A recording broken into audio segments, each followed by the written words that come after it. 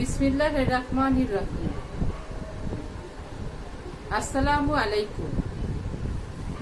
পল্লবী মহিলা ডিগ্রি কলেজে অনলাইন ক্লাসে প্রিয় শিক্ষার্থীবৃন্দ, একাদশ এবং দ্বাদশ শ্রেণীর শিক্ষার্থীবৃন্দ, তোমাদের স্বাগত।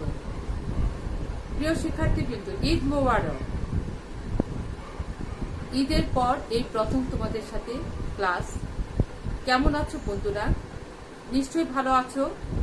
আমিও ভালো আছি, আলহামদুলিল্লাহ।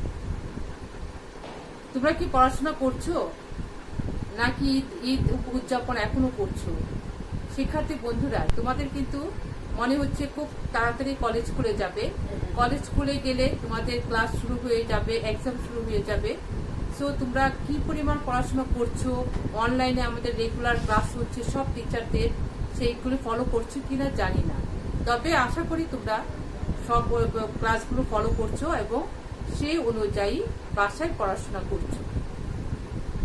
প্রিয় শিক্ষার্থীরা, ঈদের আনন্দ উদযাপন করার পরে তোমরা এখন পড়াশোনা মনোযোগী হও, মনোযোগী মন দাও, প্রত্যেকটা বিষয়ে পড়াশোনা করো এই কামনা করছি এবং ভালো থাকো, সামাজিক দূরত্ব বজায় রেখে নিরাপদে বাসায় থেকে পড়াশোনা করো। এই আশায় কামনা করেই তোমাদের আজকে নতুন ক্লাস শুরু করলাম, ঈদের পরবর্তী ক্লাস। আজকে তোমাদের দশম অধ্যায় পড়াবো। প্রিয় শিক্ষার্থীবৃন্দ, তোমাদের দশম অধ্যায় শুরু হবে।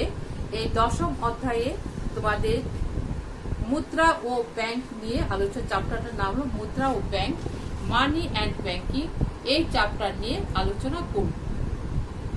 প্রিয় শিক্ষার্থীবৃন্দ, এই চ্যাপ্টারে আমরা আজকে যা যা পড়াবো সেগুলো হচ্ছে মুদ্রা কাকে বলে, তারপরে মুদ্রার কার্যাবলী কি কি, বিহিত মুদ্রা কি, আমানত বা ঋণ কাকে বলে, আমানত এবং বিহিত মুদ্রার মধ্যে পার্থক্য কি, ইত্যাদি বিষয়গুলো আলোচনা করব।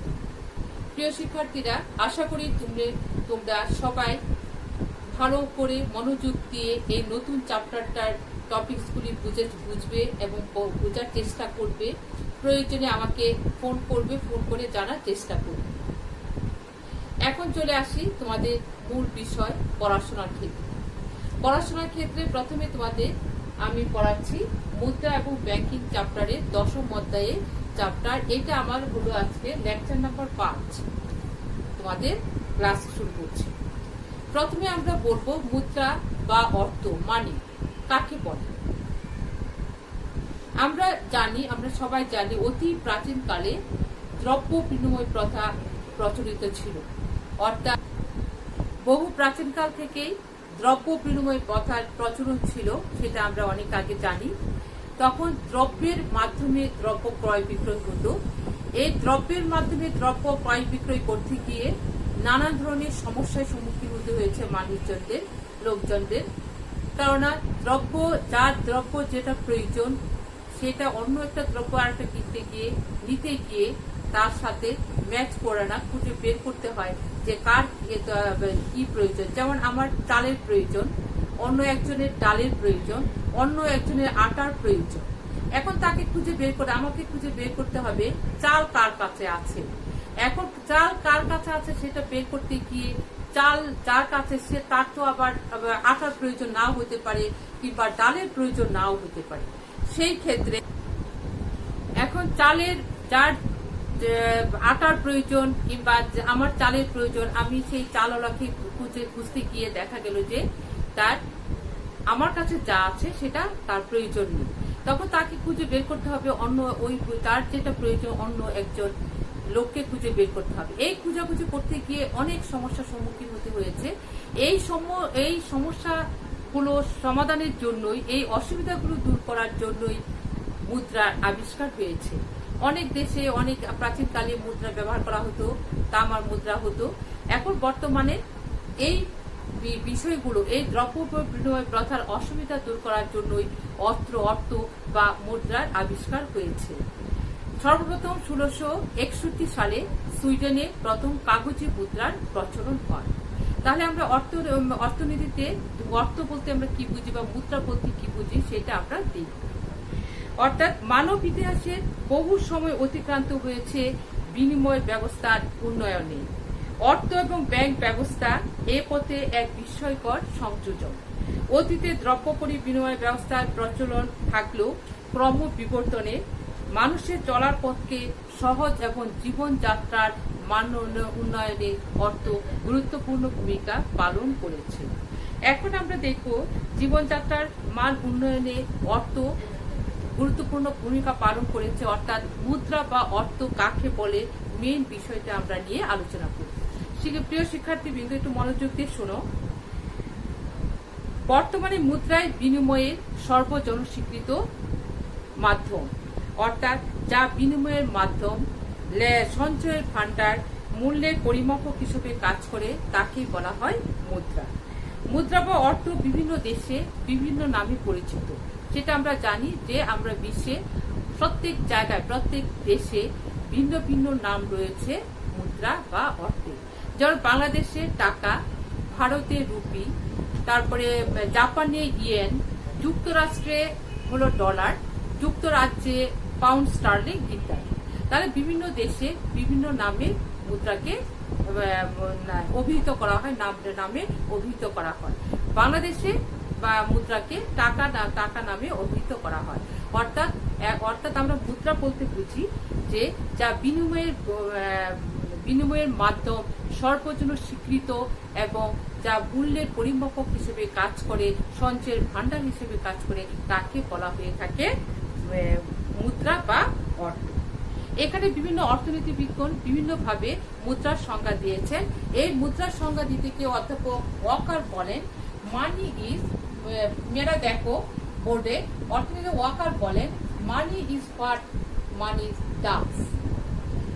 তারপরে অধ্যাপক জি প্রাউতার বলেন অর্থ এমন একটি জিনিস যা বিনিময়ের মাধ্যম হিসেবে সকলের নিকট গ্রহণীয় এবং যা মূল্যের পরিমাপক ও সঞ্চয়ের বাহন হিসেবে কাজ করে।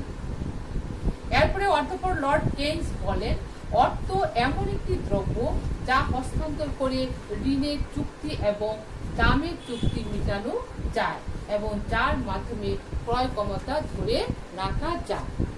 প্রিয় শিক্ষার্থীবৃন্দ, এখন আমরা এতক্ষণ বিভিন্ন অর্থনীতিবিদদের সংজ্ঞা আমরা দেখলাম। এই সংজ্ঞার আলোকে আমরা বলতে পারি যে বস্তু বিনিময়ের মাধ্যম, স্থগিত লেনদেনের মান এবং ঋণ পরিশোধের উপায় হিসাবে সকলের নিকট গ্রহণযোগ্য এবং আইন সিদ্ধ এবং যা মূল্যের পরিমাপক এবং সঞ্চয়ের বাহন হিসেবে কাজ করে, তাকে বলা হয়ে থাকে অর্থ বা মুদ্রা। তাহলে শিক্ষার্থী বন্ধুরা, আমরা বুঝতে পারলাম যে মুদ্রা কাকে বলে। অর্থাৎ মুদ্রা হলো সর্বজনগ্রাহ্য স্বীকৃত, এটা আইনসিদ্ধ, সবাই গ্রহণ করতে বাধ্য। তারপরে সঞ্চয়ের বাহন, বিনিময়ের মাধ্যম, লেনদেনের মূল্যের পরিমাপক ইত্যাদি অবস্থাকে বলা হয় ইত্যাদি হিসাবে কাজ করে থাকে মুদ্রা।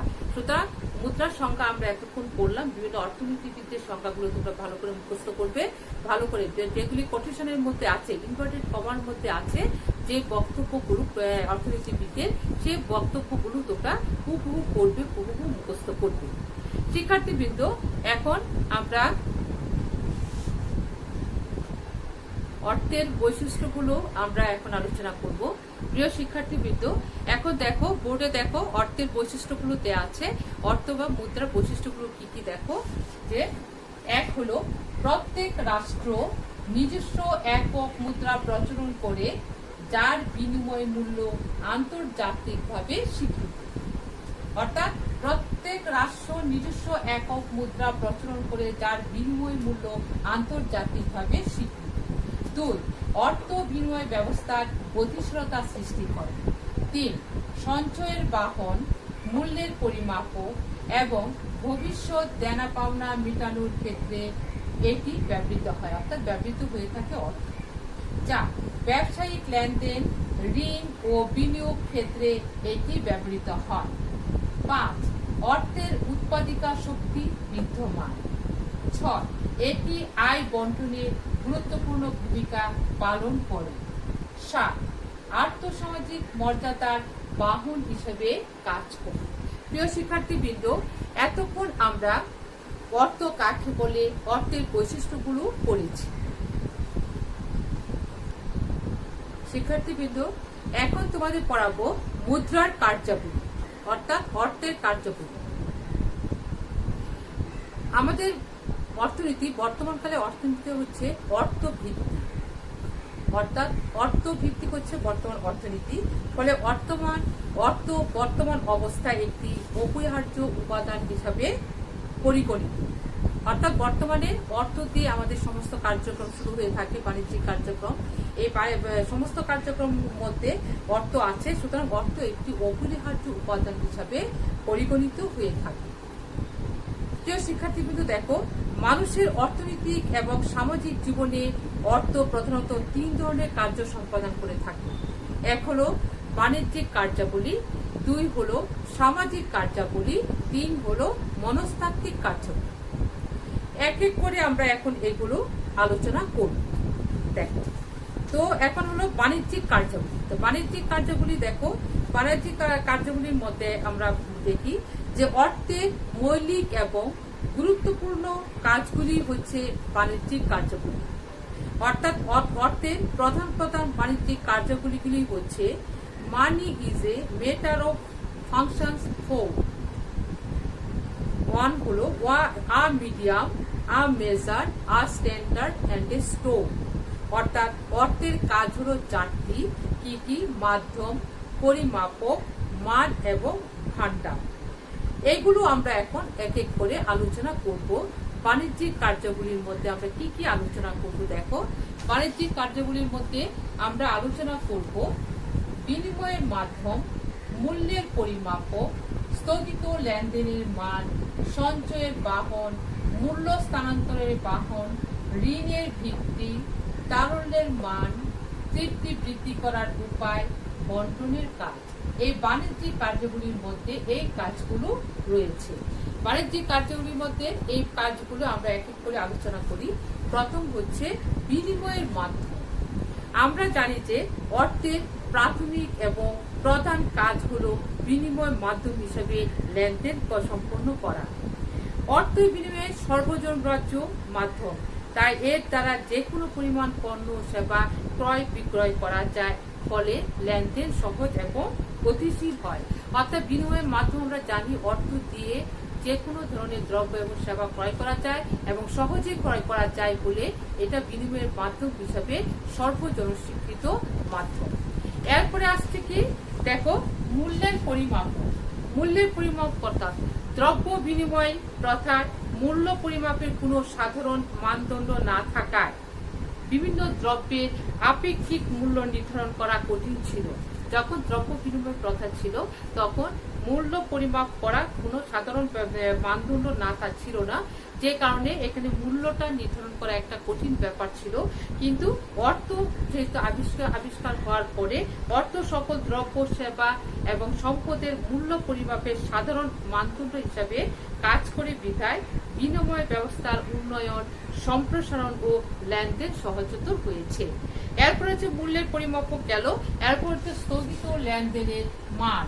স্থগিত লেনদেনের মান হচ্ছে, স্থগিত লেনদেন বলতে আমরা জানি যে ভবিষ্যৎ দেনা পাওনাকে নির্দেশ করে। ভবিষ্যতের দেনা পাওনার নির্দেশটাই হচ্ছে স্থগিত লেনদেনের মান। দ্রব্যমূল্য দ্রুত পরিবর্তনশীল হলেও অর্থের মূল্য দ্রুত পরিবর্তনশীল হয় না, কারণ ঋণদাতা অর্থ দ্বারা ঋণ দেয় এবং ঋণ গ্রহীতা অর্থ দ্বারা সেই ঋণ পরিশোধ করে থাকে। ফলে অর্থনৈতিক কর্মকাণ্ড নির্বিঘ্নে চলতে থাকে। অর্থাৎ আমরা বলছি যে ভবিষ্যতে দেনা পাওনা মেটানোর ক্ষেত্রেও অর্থ গুরুত্বপূর্ণ ভূমিকা পালন করে থাকে। এরপরে হচ্ছে সঞ্চয়ের বাহন। সঞ্চয়ের বাহনটি অধিকাংশ দ্রব্য সামগ্রী পচনশীল। অতীতে অতি প্রাচীনকালে দ্রব্য বিনিময় প্রথা যখন প্রচলন ছিল তখন মানুষ দ্রব্যগুলো পচনশীল ছিল এবং যেখানে রাখা সমস্যা, এগুলো স্টোর করার সমস্যা, অর্থাৎ সঞ্চয় করা খুব সমস্যা ছিল। কিন্তু আধুনিক কালে অর্থ আবিষ্কার হওয়ার পরে কিংবা মুদ্রা আবিষ্কার হওয়ার পরে এইগুলো সহজে সঞ্চয় করা সম্ভব। কেন বলা যায়? কারণ এইরূপ দ্রব্য সামগ্রী সেবার মূল্য অর্থের মাধ্যমে সংরক্ষণ করা যায়। বর্তমানে মানুষ তার উৎপাদিত আয় থেকে ভোগ ব্যয় বাদ দেওয়ার পরে যা অবশিষ্ট থাকে সব অবশিষ্ট অর্থই সে সঞ্চয় হিসাবে সঞ্চয় করে রাখতে পারে। সুতরাং কি দেখা যাচ্ছে যে অর্থ সঞ্চয়ের ভান্ডার হিসাবেও কাজ করে থাকে। এরপরে হচ্ছে মূল্য স্থানান্তরের বাহন। মূল্য স্থানান্তরের বাহনগুলো অনেক দ্রব্য সামগ্রী আছে এক জায়গা থেকে আরেক জায়গায় স্থানান্তর করা খুবই কঠিন, কিন্তু দ্রব্য অর্থের মাধ্যমে সেই দ্রব্য সামগ্রী ক্রয় বিক্রয় করে সেই অর্থ সহজে এক জায়গা থেকে আরেক জায়গায় স্থানান্তর করা যায়। আবার দেখা যায় অনেক স্থাবর সম্পদ অস্থাবর সম্পত্তি আছে যেগুলো এক জায়গা থেকে আরেক জায়গায় স্থানান্তর করা যায় না, কিন্তু অর্থের মাধ্যমে তা বিক্রয় করে তার মূল্য সহজেই তুলে স্থানান্তর করা যায়। এইভাবে মূল্য স্থানান্তরণের মাধ্যমে অর্থ সম্পদ ব্যবহার এবং আর্থিক লেনদেনে সাহায্য করে থাকে, অর্থাৎ সহজে অর্থ স্থানান্তর এক জায়গা থেকে আরেক জায়গায় স্থানান্তর করা যায়। এরপর হচ্ছে ঋণের ভিত্তি। ঋণের ভিত্তি হিসাবে অর্থ গুরুত্বপূর্ণ ভূমিকা পালন করে থাকে। বর্তমানকালে ব্যবসায়িক লেনদেন অধিকাংশ বিভিন্ন ধরনের ঋণপত্র যেমন চেক, ব্যাংক ড্রাফট, বিনিময় বিল প্রভৃতির সাহায্যে সম্পূর্ণ হয়ে থাকে। সেখানে ব্যাংক আমানত হিসেবে রক্ষিত নগদ অর্থের ভিত্তিতে ব্যাংক এইসব ঋণপত্র প্রচলন করে। অনেক সময় দেখা যায় যে অনেক পরিমাণ অর্থ এক জায়গা থেকে নিয়ে যাওয়া একটা সমস্যা, এই জন্য ঋণের ভিত্তি হিসাবে অনেকে যারা ঋণ নেয় কিংবা ঋণ দেয় তারা চেকের মাধ্যমে, ব্যাংক ড্রাফটের মাধ্যমে সেইগুলো পরিশোধ করে থাকে। আর ব্যাংক আমানত হিসাবে রক্ষিত নগদ অর্থের ভিত্তিতে ব্যাংক তার এই ঋণপত্র প্রচলন করে থাকে। তারল্যের মান। আরেকটা হচ্ছে কি তারল্যের মান, অর্থাৎ অর্থ সবচেয়ে তরল সম্পদ হিসাবে বিবেচিত হয়। অর্থের এই তারল্য গুণের ফলে দ্রব্য সামগ্রীকে যেমন সহজেই অর্থে রূপান্তর করা যায়, তেমনি অর্থকেও দ্রব্য সামগ্রীতে রূপান্তর করা যায়। অর্থাৎ যখন মানুষ যখন দ্রব্যের প্রয়োজন হবে সে অর্থ দ্বারা দ্রব্য ক্রয় করতে পারছে, আবার তার অর্থের যখন প্রয়োজন হবে দ্রব্য সামগ্রী বিক্রি করে অর্থ সে জোগাড় করতে পারছে। সুতরাং যেমন হাতের মধ্যে পানি রাখলে পানি একটা তরল পদার্থ চলে যায়, অর্থ কিন্তু এরকম মানুষের বিভিন্ন হাতে স্থানান্তর হয়ে থাকে, একজনের কাছ থেকে আরেকজনের কাছে সহজে স্থানান্তরিত হয়ে থাকে। সুতরাং তারল্যের মান হিসাবেও অর্থ গুরুত্বপূর্ণ ভূমিকা পালন করে থাকে। তৃপ্তি বৃদ্ধি করার উপায়। আরেকটা হচ্ছে কি তৃপ্তি বৃদ্ধি করার উপায়। আচ্ছা, ভোক্তার প্রধান লক্ষ্য হচ্ছে সীমিত আয়ের মাধ্যমে সর্বোচ্চ তৃপ্তি লাভ করা। অর্থাৎ মার্শালের মত অনুসারে বিভিন্ন দ্রব্যে এক একক হতে প্রাপ্ত প্রান্তিক উপযোগ যখন উক্ত দ্রব্যের প্রতি এককের দামের সমান হয় তখনই ক্রেতা সর্বোচ্চ তৃপ্তি লাভ করে।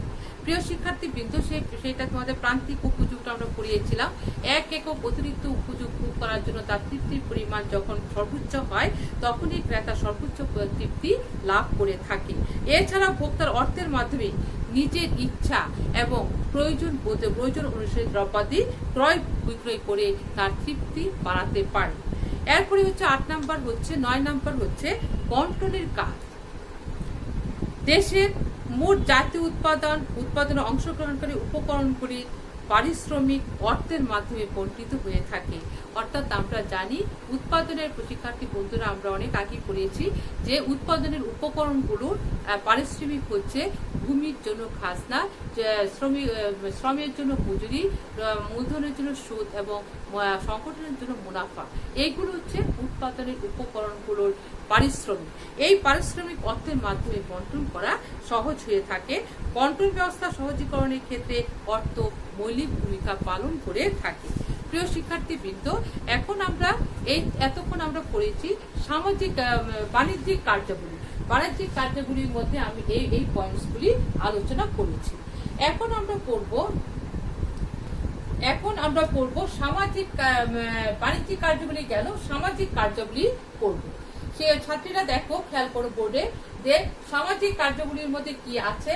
যে সামাজিক কার্যাবলী সম্পাদন করে থাকে অর্থের সামাজিক কার্যাবলী বর্তমানকালে গুরুত্বের সাথে স্বীকার করা হতো হয়, কেননা অর্থ সামাজিকভাবে গুরুত্বপূর্ণ ভূমিকা পালন করে থাকে। যেমন দেখো, 1 নম্বর সামাজিক মর্যাদা ও নিশ্চয়তার প্রতীক হিসেবে কাজ করে থাকে।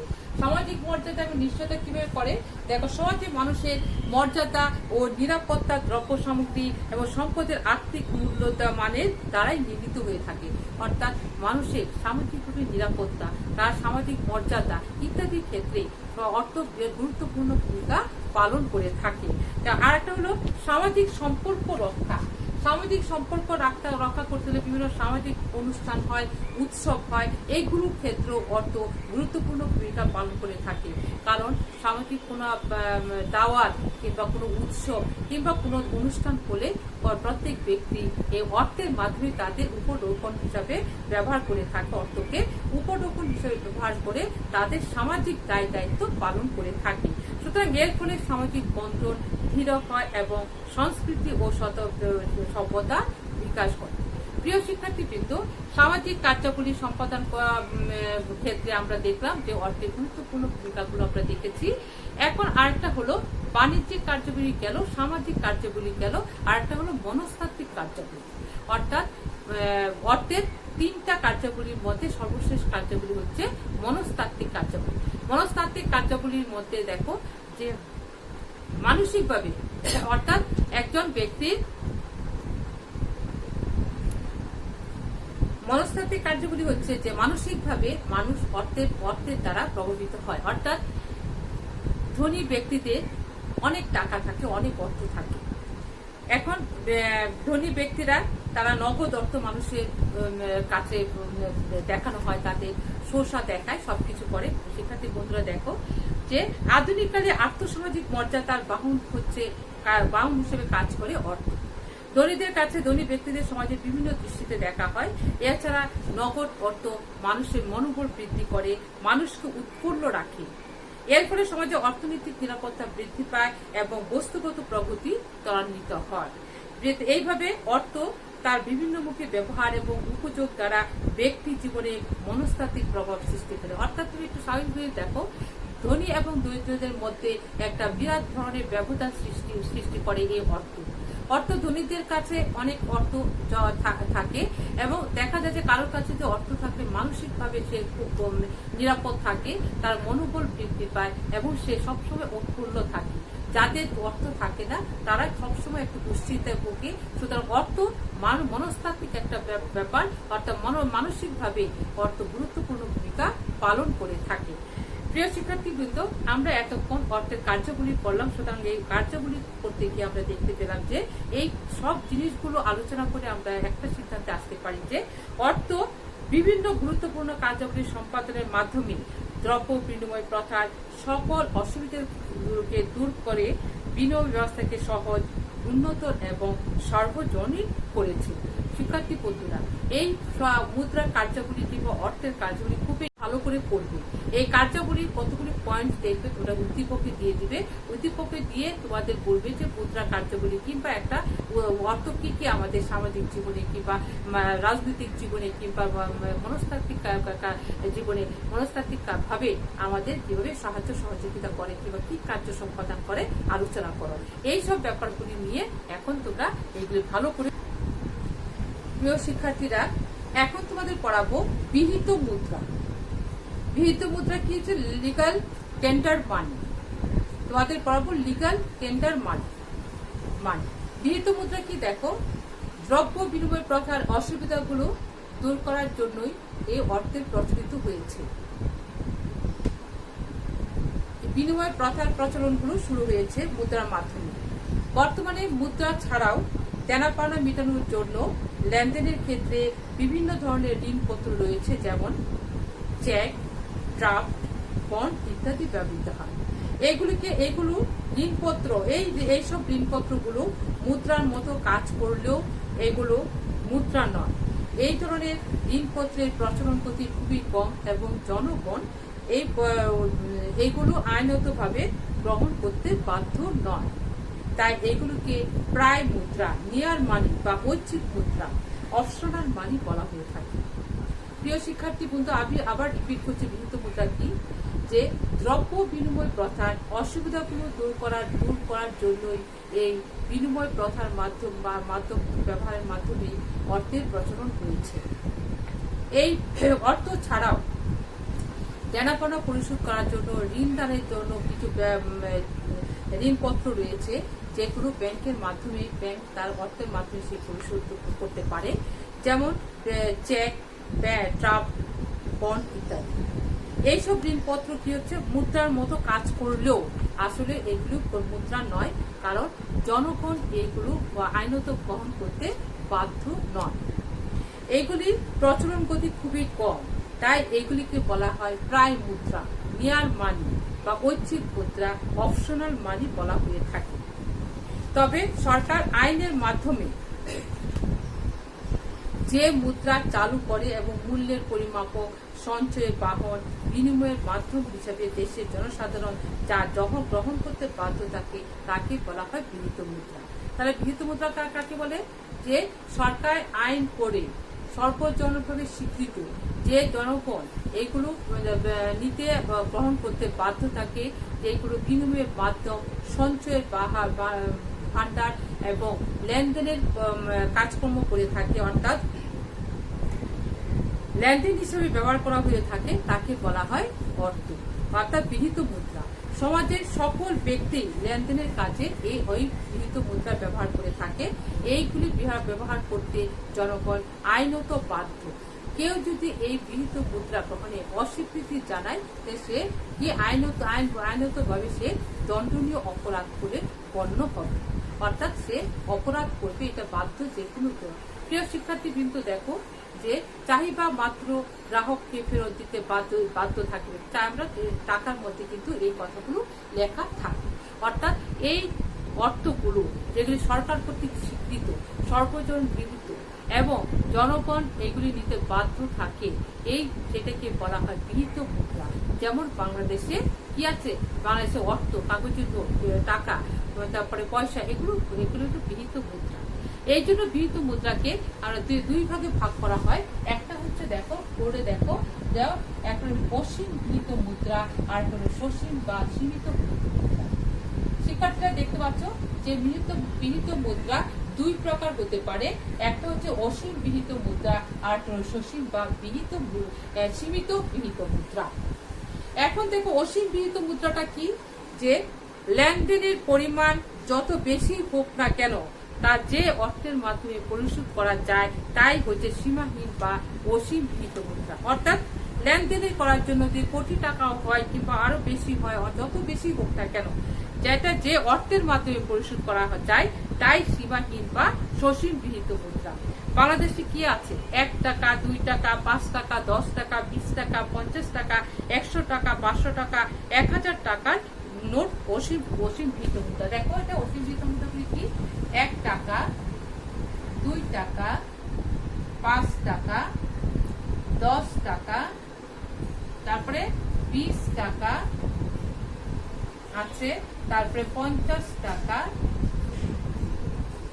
100 টাকা, 500 টাকা, 1000 টাকা। এগুলি হচ্ছে অসীম গৃহীত মুদ্রা। অর্থাৎ লেনদেনের ক্ষেত্রে যে যত বেশি টাকার প্রচলন নিতে চাক না কেন, লেনদেন করতে চাক না কেন, সেইটাকে বলা হয় অসীম বা সীমাহীন গৃহীত মুদ্রা।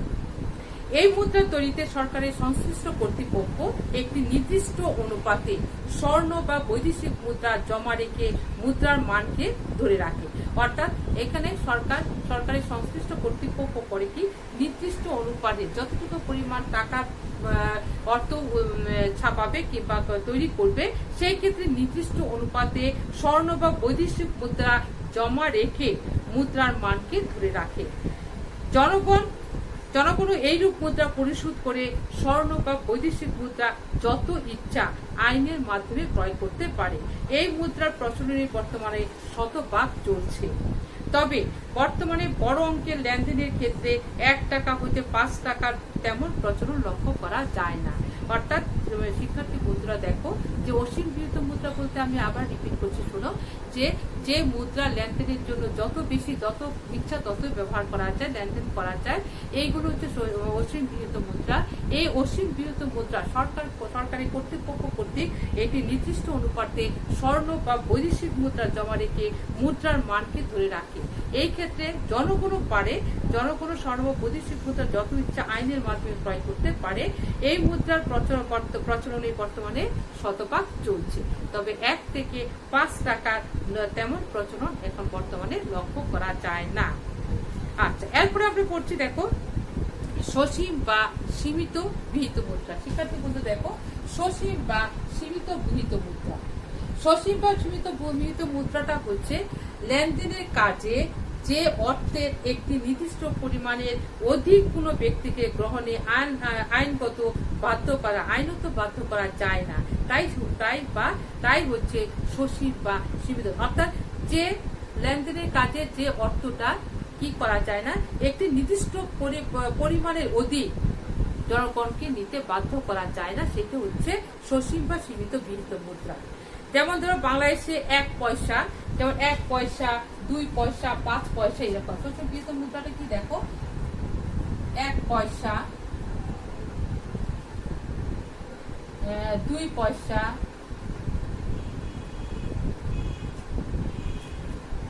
5 পয়সা ইত্যাদি। এগুলো হচ্ছে সসীম গৃহীত মুদ্রা। অর্থাৎ এইগুলো যত ইচ্ছা তত জনগণকে একটি নির্দিষ্ট সীমার পর, একটি নির্দিষ্ট পরিমাণের পর তাকে গ্রহণ করতে বাধ্য করা যায় না। সসীম গৃহীত মুদ্রা বা 1 টাকার বেশি কোনো ব্যক্তিকে গ্রহণ করতে বাধ্য করা যায় না। এছাড়া 1 টাকা, 2 টাকা ও 5 টাকার দাতব মুদ্রাও সসীম গৃহীত মুদ্রা হিসাবে গৃহীত। এই মুদ্রা গ্রহণকারী কি পরিমাণ গ্রহণ করবে বা আদৌ গ্রহণ করবে কিনা তা নির্ভর করবে তার ইচ্ছার উপর। এইসব মুদ্রার বিনিময়ে জনগণ সমপরিমাণ স্বর্ণ বা বৈদেশিক মুদ্রা দাবি করতে পারে না। বর্তমানে এর প্রচলন তেমন লক্ষ্য করা যায় না। অর্থাৎ এখানে বলছে যে শিক্ষার্থীরা দেখো, যে সসীম গৃহীত মুদ্রাটা জনগণ ইচ্ছা করলেই একটি নির্দিষ্ট জনগণকে বাধ্য করা যায় না গ্রহণ করতে, কারণ এখানে একটি নির্দিষ্ট পরিমাণের উপর সে জনগণ সেটা ব্যবহার করতে পারে না, কারণ এখানে 1 টাকার বেশি থাকলে ব্যক্তিকে গ্রহণ করতে বাধ্য করা যায় না। এছাড়া 1 টাকা, 2 টাকা, 5 টাকা এই ধাতব মুদ্রাও এসে সসীম গৃহীত মুদ্রা। এই মুদ্রার গ্রহণকারীরা কি পরিমাণ গ্রহণ করবে এবং আদৌ কোনো এই গ্রহণ করবে কি না এই মুদ্রাটা, তা নির্ভর করবে একমাত্র তার ইচ্ছার উপর, গ্রহণকারী ইচ্ছার উপর। এইসব মুদ্রার বিনিময়ে জনগণ সমপরিমাণ স্বর্ণ বা বৈদেশিক মুদ্রা দাবি করতে পারে না। বর্তমানে এই প্রচলন তেমন লক্ষ্য করা যায় না। প্রিয় শিক্ষার্থী বন্ধু, এতক্ষণ আমরা গৃহীত মুদ্রার পড়লাম, প্রকারভেদ পড়লাম। এখন তোমরা দেখো, ভালো করে এটা পড়বে, ভালো করে বুঝবে।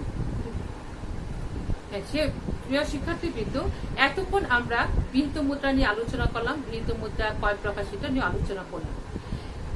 এখন তোমরা যে এতক্ষণ যা পড়িয়েছি আজকে, মুদ্রার কাকে বলে, মুদ্রার কার্যাবলী, গৃহীত মুদ্রা, এগুলি তোমরা বাসায় খুব ভালো করে পড়বে, ভালো করে বোঝার চেষ্টা করবে। প্রিয় শিক্ষার্থীবৃন্দ, তোমরা এইগুলো ভালো করে পড়বে এই কারণে যে এখানে কিন্তু মুদ্রা বা অর্থ কাকে বলে, অর্থের কার্যাবলী কি, এগুলি কিন্তু খুবই গুরুত্বপূর্ণ বিষয়। এগুলি সবসময় দেখা যায় যে প্রতি বছরই বোর্ডে এগুলো আসে, সুতরাং এগুলি খুব ভালো করে পড়বে। আর এই পর্যন্ত তোমাদের পড়া, তো তোমরা ভালো থাকো, সুস্থ থাকো, তোমাদের সাথে আবার দেখা হবে এই আশায় আজকের মতো বিদায়। ধন্যবাদ তোমাদের।